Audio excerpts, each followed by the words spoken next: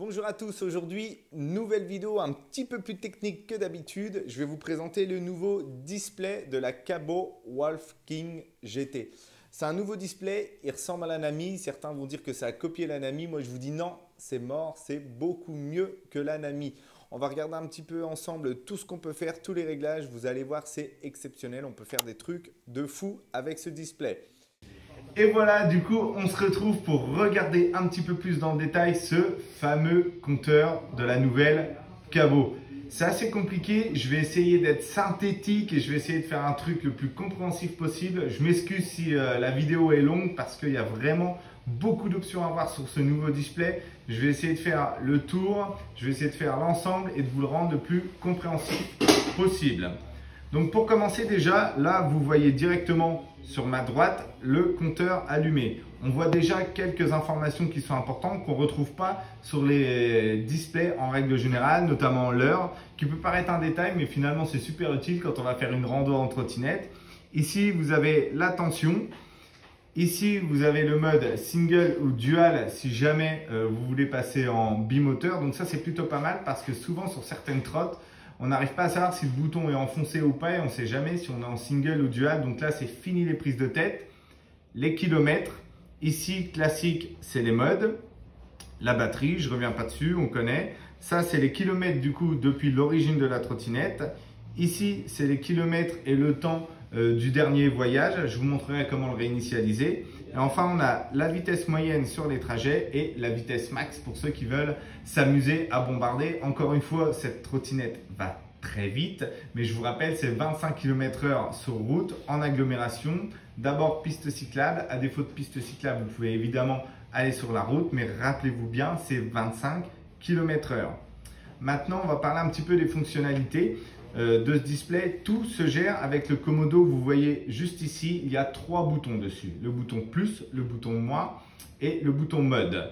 Vous devez tout faire avec ces 3 boutons. Je vous montre quelques réglages déjà de base qu'on peut faire avec. Le bouton plus et le bouton moins sert, comme vous pouvez le voir, à augmenter les modes. Vous avez 5 modes sur la Cabot, plus tout en bas le mode Eco. C'est classique, vous l'avez sur toutes les trottinettes. Du coup, je ne reviens pas dessus.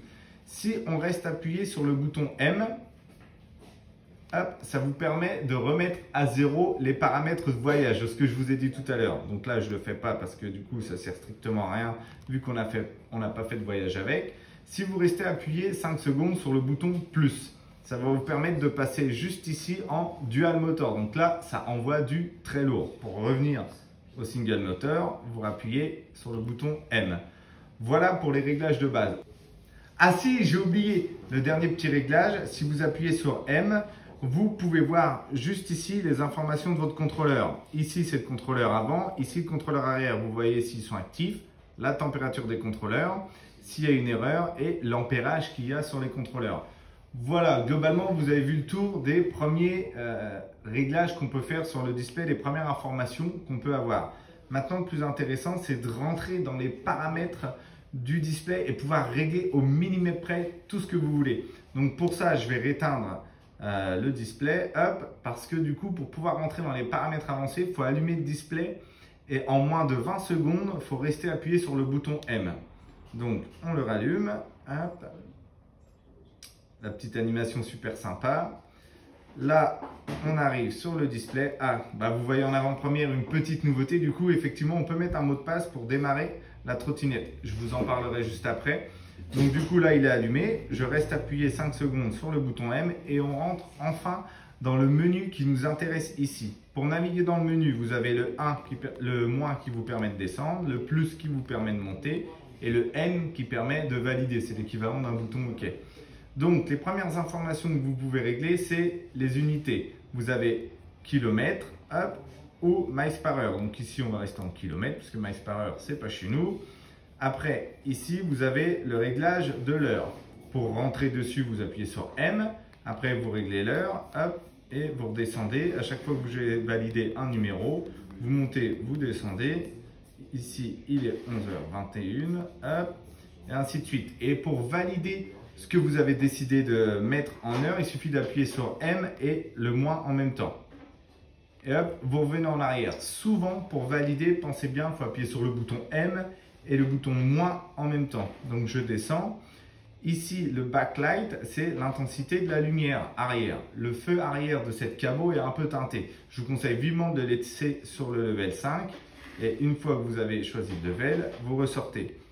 Auto sleep, c'est tout simplement le mode veille. Quand vous n'utilisez pas de display, vous pouvez choisir de le laisser allumer si vous retirez le mode veille, ou alors 5, 10, 20 et 30 minutes.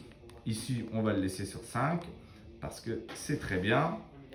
Password, c'est là où ça devient intéressant. Vous pouvez mettre un mot de passe sur cette trottinette pour la démarrer. Donc c'est bien parce qu'il n'y a pas de commodo, il n'y a pas de fingerprint, mais au moins vous avez une garantie si vous la laissez garer, on peut la démarrer sur mot de passe. Et ce qu'il y a de bien, vous allez voir, on peut choisir le mot de passe. Donc je vous montre, hop, on met mot de passe on. Donc ça, c'est le mot de passe greeting pour allumer la trottinette. Et ça, c'est le mot de passe pour rentrer dans les paramètres avancés qu'on verra juste derrière. Et si vous voulez le modifier, vous allez en dessous, vous choisissez le mot de passe que vous voulez. Je vais laisser 1000 comme ça sera plus simple. Vous validez avec M chaque numéro. Et une fois que vous avez choisi votre mot de passe, vous restez appuyé sur le bouton M et le bouton moins. Hop, c'est bon. Le mot de passe est validé. Et après, vous retournez sur Exit. Ici, on continue, c'est les displays, les infos du display, pas très intéressant, je vous le montre juste par curiosité. Pour revenir en arrière, M et le bouton moins, hop. Ça, c'est les options avancées, on va voir juste derrière. Et ici, c'est pour mettre les paramétrages usine. Donc, on n'y touche pas parce que de toute façon, on va nous régler dans les paramètres avancés. Donc, du coup, sur paramètres avancés, vous appuyez sur M pour rentrer dedans. Et là, ça vous demande le fameux mot de passe que vous avez mis en place. Quand vous achetez la trottinette, sachez qu'on ne demande aucun mot de passe. Donc, vous rentrez directement dedans. Nous, on a mis un mot de passe de 1000. Donc, on tape 1000. On valide chaque numéro et arrivé au bout, on valide enfin pour rentrer dans ce fameux menu d'options hyper génial. On va commencer. Je vais vous faire ligne par ligne. Comme ça, vous saurez comment le régler et ce à quoi correspondent les lignes. La première ligne, c'est la taille des roues. Donc, on peut choisir de les modifier ou pas. Évidemment, vous pouvez les laisser. Ici, c'est le limitateur de vitesse. Il est à 23% parce que la trottinette, elle est bridée à 25 km/h. Encore une fois, je vous le rappelle, c'est la loi. Mais vous pouvez choisir de l'augmenter jusqu'à 100%. On va le laisser à 23 parce que ce modèle-là, il est bridé. Une fois que vous avez validé tout ça, vous faites bouton M et bouton moins, hop, et vous retournez ici. Je descends. Ici, spin magnet, c'est tout simplement le nombre d'aimants qu'il y a dans la roue. Il est mis d'origine sur 30. Je vous conseille vivement de le laisser sur 30 parce que ce paramétrage est très dangereux si on le change. Donc, n'y touchez pas, laissez-le sur 30. L'ABS, vous savez tous ce que c'est, ça existe sur les autres trottinettes. On n'y retourne pas. Kickstart, c'est pour tout simplement soit démarrer la trottinette quand vous accélérez directement ou soit si vous voulez la pousser, les lancer pour qu'après on puisse accélérer, un peu comme sur une Xiaomi. Donc ça, j'y touche pas. Hop, le cruise control. Le cruise control, c'est quoi? C'est tout simplement le régulateur de vitesse. Vous pouvez le mettre deux options. Vous pouvez le mettre en automatique. Ça veut dire que si vous roulez à 25 km/h ou 30 ou 40 et vous maintenez cette position pendant plusieurs secondes, vous pouvez lâcher l'accélérateur et la trottinette continuera. Ça, c'est la version automatique. La version manuelle, il y a un bouton qui permet tout simplement de dire à la trottinette reste à cette vitesse-là et accélère toute seule. Moi, je vous conseille fortement de le retirer parce que je trouve ça plutôt dangereux. Donc, évitez de le mettre. La température de protection, ça c'est tout simplement, vous pouvez choisir une température à laquelle la trottinette se met en sécurité. 120 degrés, c'est la température des contrôleurs. À partir de 120 degrés, elle se mettra en sécu. Ne touchez pas, conseil aussi. Cette partie-là, sur le display, 72 volts, c'est tout simplement le voltage de cette trottinette-là. Évidemment, c'est le premier display du genre, mais il va être adapté sur les futurs modèles de cabots. Donc du coup, c'est pour tout simplement pouvoir régler le voltage en fonction de la trottinette sur laquelle ce display sera installé. N'y touchez pas non plus. Ici, c'est à partir de quand la trottinette se met en sécurité pour éviter les décharges profondes. C'est réglé sur 58 volts. Je vous conseille vivement de le laisser sur 58 volts. Je continue de descendre avec le bouton moins et on arrive ici, là où ça devient super intéressant. Vous allez pouvoir régler et personnaliser votre trottinette selon 5 modes de conduite. Et à l'intérieur de 5 modes de conduite, vous allez pouvoir encore plus personnaliser la conduite. Je vous donne un exemple. voici toutes les options qu'on trouve à l'intérieur des modes de conduite. Vous avez la vitesse de la trottinette que vous pouvez limiter, là elle est limitée à 40%, la puissance de l'ABS, l'ampérage des contrôleurs, l'ampérage du contrôleur avant et du contrôleur arrière qu'on peut régler indépendamment l'un de l'autre. Et enfin, les deux dernières cases, c'est la latence d'accélération. Plus vous êtes élevé, vous avez un level élevé, plus l'accélération sera entre guillemets forte. Il y aura moins de latence quand vous allez appuyer sur le bouton. C'est assez difficile à expliquer, mais vraiment, on le ressent quand on utilise la trottinette. Si vous appuyez sur le bouton, elle va partir directement si vous êtes en level 5. Et si vous êtes en level 1, elle va partir, mais ça sera un peu plus linéaire au niveau de l'accélération. Et c'est ça qui est important, c'est qu'on peut le régler indépendamment sur la roue avant et sur la roue arrière. Je vais vous montrer un autre level. Allez, on va aller voir le 4. Le 4, vous avez vu, ici on a 90% de puissance en vitesse. La force du freinage est sur 4, 45 ampères le contrôleur avant, le contrôleur arrière. Encore une fois, je vous rappelle, vous pouvez indépendamment régler et l'ampérage sur le contrôleur avant et l'ampérage de sortie sur le contrôleur arrière. Et enfin l'accélération, level 4, level 4. Si ça ne vous plaît pas et que vous avez envie de vous faire plaisir, vous pouvez régler votre level 4 à 100 directement. Vous validez encore une fois, je le rappelle, avec le bouton moins et le bouton M. Hop, après la puissance de l'ABS, vous pouvez hop, le mettre au level 5. Après l'ampérage, vous pouvez choisir de le modifier également. Hop, je reviens en arrière. Et pour l'accélération, c'est la même chose. C'est sur 4 levels. Je mets level 5 parce que je suis chaud, j'ai envie que ça arrache.